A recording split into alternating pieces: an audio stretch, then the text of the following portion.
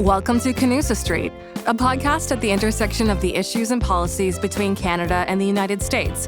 Here are your hosts, Beth Burke and Chris Sands. Hello, and welcome back to Canusa Street. I'm Beth Burke with the Canadian American Business Council, joined by my fantabulous co-host, Christopher Sands of the Woodrow Wilson Center. Hey, Chris, how you doing? I'm doing great, Beth. You always put a little bit of sunshine in my day with your extravagant compliments. Well, today I made up a word, so there's that. It's great to be here, and we are joined by an exceptional guest today. I would like to turn it to Chris to give a formal introduction. Well, almost one is not needed. Christy Clark is a Canadian politician who served as the 35th Premier of British Columbia from 2011 to 2017. She was born and raised in Burnaby, British Columbia, and studied political science at Simon Fraser University. Go SFU. She also had a career in media, very popular radio call-in host, really built her own brand there. And I just want to add this because I looked you up, Premier Clark, in the Canadian Encyclopedia, and they say authoritatively, Clark was a fiscal conservative with a populist flourish who often is compared to legendary Premier W.A.C. Bennett. So that's pretty good. At least you weren't compared to Amor de Cosmos, but that's still a pretty good reference right there. Welcome. Thank you. It's certainly better than my Wikipedia page. I'm going to say that. Everything on that thing is relentless. Yeah. Well, welcome. We're glad to have you. Yeah, thank you. Thanks so much for being here. You have had a long, distinguished career in public service. And just curious off the top, what drew you into politics and what keeps you engaged today? My dad was a school teacher. My mom was a kind of a full-time community volunteer. She was trying to build nonprofit daycare centers because there wasn't childcare back in those days, much of it anyway. And so I kind of grew up in a household where everybody was doing something that was a little bit political. And I had all these brothers. I was the youngest of 4 kids. And so we would sit around the table and people would fight like cats and dogs about politics all the time. My dad would make me knock on doors with them. He ran in 3 elections and he always had me because I was the youngest and the least likely for them to set the dogs on us. We were liberals in a community where there were no liberals at all. And so I just kind of grew up with this, in this world where politics was a completely normal thing to do. And it was something that everybody should do because it's how you get involved in changing your community for the better. And all of my siblings have the same infusion of kind of interest in politics. None of them are involved in it in the way that I am. But we really were raised by parents who said, by showing us, if you want to make a difference, you have to do something. And one of the ways to do that is to be involved in politics. Yeah, that's great.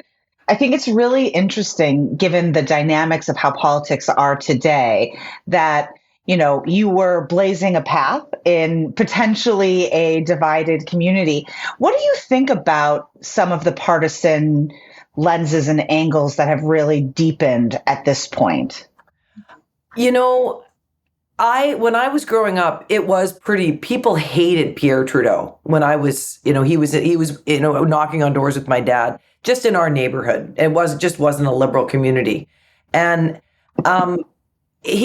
so I grew up with, I get off my damn property. I'm going to, my Doberman's going to come get you.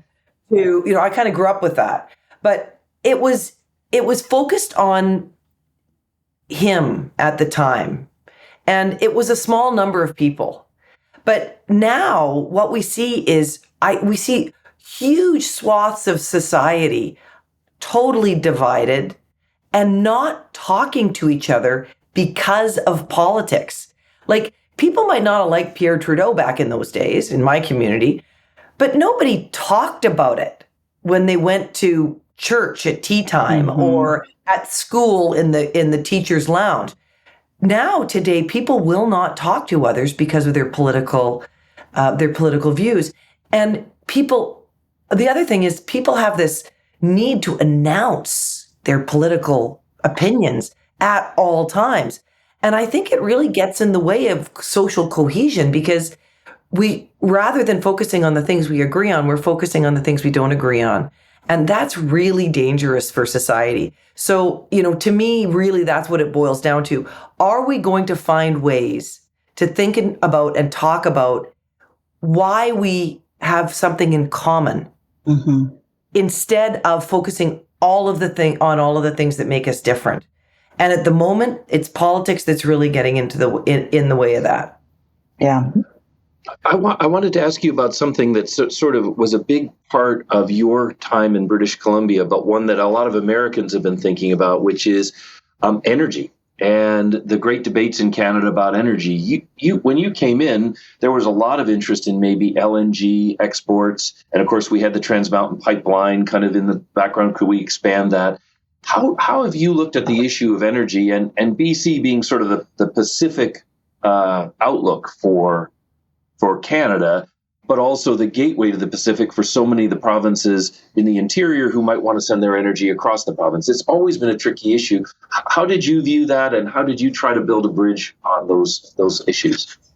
Chris, it was a process of trying to find commonality with people, because there are people who would say, net zero, Canada's got to have, which means, we're really not producing very much oil and gas and not digging up much tungsten and all of those other things that we have so much of.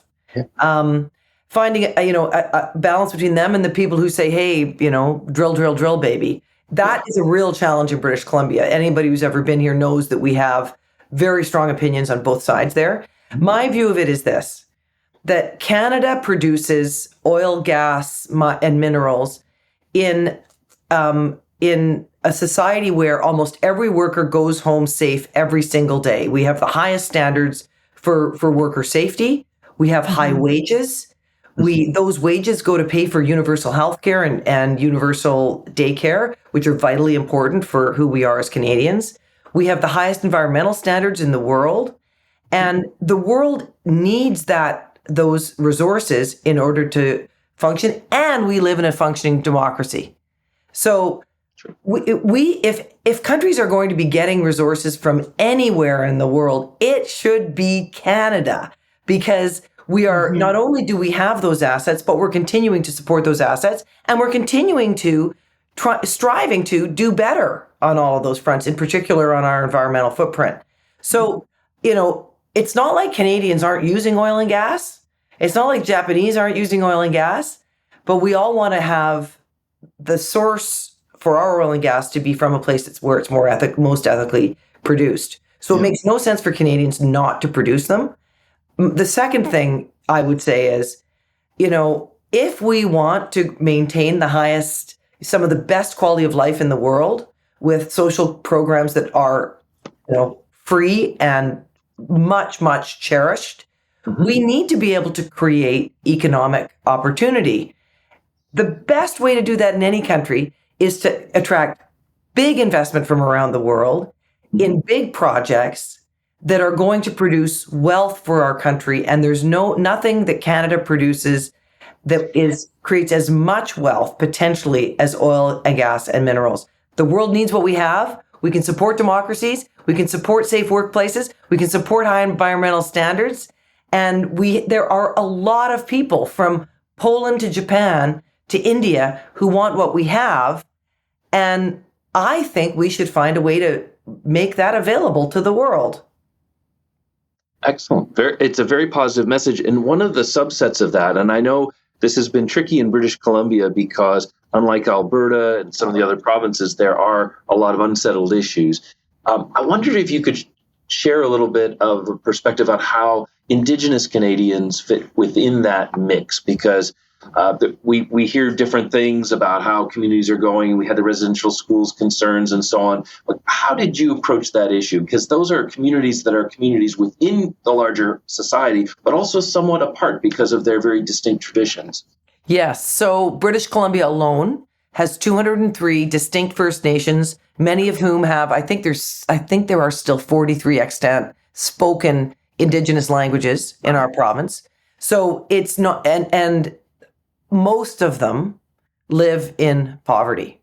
Now, the only, I don't believe we can reconcile with First Nations until we solve that problem, because, and the way to solve poverty is to create wealth. And when we started on the LNG journey in 2011, wasn't LNG in the shipping from the United States at the time in 2011. And, we looked around and said, okay, look, let's develop LNG. We have tons of gas, and let's start exporting it to the world with our high environmental and social standards. Mm-hmm. But one of the things that we said at the very beginning was, if we're going to do this, we've got a whole new piece of the economic pie that we're creating, which is a huge opportunity for us to include First Nations in the economy. Because you think about forestry, almost every inch of land is already, somebody owns it or has the rights to log it, for example. Sure. Well, the LNG pie hadn't been cut up yet. So we said, okay, let's get out there, create this new industry. Let's make sure First Nations are a part of it, getting revenue from it, jobs from it, co-owners of it. And let's use that to let them create wealth in their own communities. And that, Chris, is an essential part of reconciliation, because until First Nations have the ability to control the creation of wealth on their own territory, we will never reconcile, and they will never have an opportunity to create wealth. They will continue to live in poverty. And as long as they live in poverty, our generation will have missed this opportunity. So I was a huge believer, still am, in that. But what got in the way of that was, we're getting there slowly with government regulation, government taxation, hostility to foreign investment, made it very, very difficult for us. We had 19 proposals in the pipeline to create LNG. Our goal was to have 3 very large plants and 2 smaller ones, or 2 large ones and 3 smaller ones. We're still not there yet. LNG Canada will hopefully be shipping in 2025. But if we want to create reconciliation with First Nations, if we want to create, just LNG Canada has created 100,000 jobs in Canada. If we want to create tax revenue, and if we want to support healthcare, and if we want to supply the world with ethical natural gas, we got to get these projects through the pipeline, get them approved, and start shipping. Yeah, absolutely.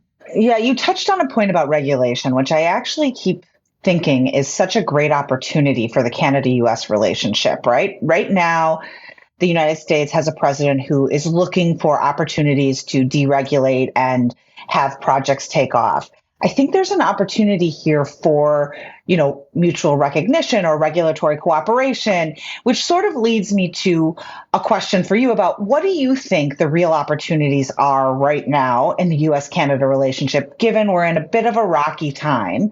I still like to look to opportunities. That's sort of my nature, is to find the silver lining and the strings of hope. So wondering what your thought is on that. Well, my first thought in this current somewhat fraught situation we've got between our two countries is this, that suddenly Canadians are feeling very, very motivated to diversify our markets.